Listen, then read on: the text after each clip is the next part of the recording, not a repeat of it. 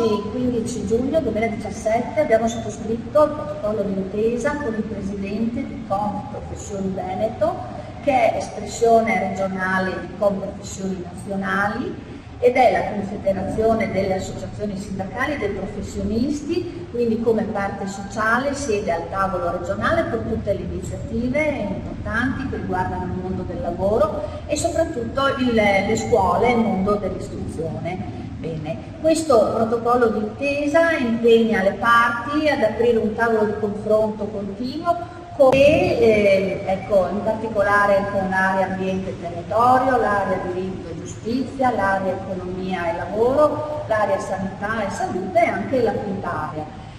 L'importanza dell'alternanza scuola-lavoro come modalità obbligatoria di realizzazione del curricolo scolastico è fondamentale per mettere in contatto le nuove generazioni, soprattutto con le aziende, le strutture ospitanti, il mondo del lavoro, e ritengo che per quanto riguarda il mondo delle professioni sia importante anche un travaso, un trasferimento di competenze e di esperienze professionali che non si trovano nei libri di testo, neanche nelle aule scolastiche, ma sono proprio il frutto di un'esperienza, di una vita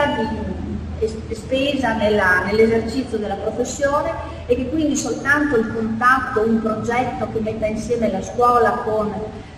lo studio professionale può realizzare. L'importanza e il valore di questi percorsi sta anche nel fatto che gli studenti si devono impegnare a realizzare un prodotto, e quindi questo aspetto può diventare rappresentare anche delle utilità e dei vantaggi che sono tutti da scoprire in questo momento anche particolare, dove il tempo di lavoro è limitato e le risorse a disposizione sono poche, quindi anche l'alternanza scuola-lavoro può diventare un vantaggio e una risorsa.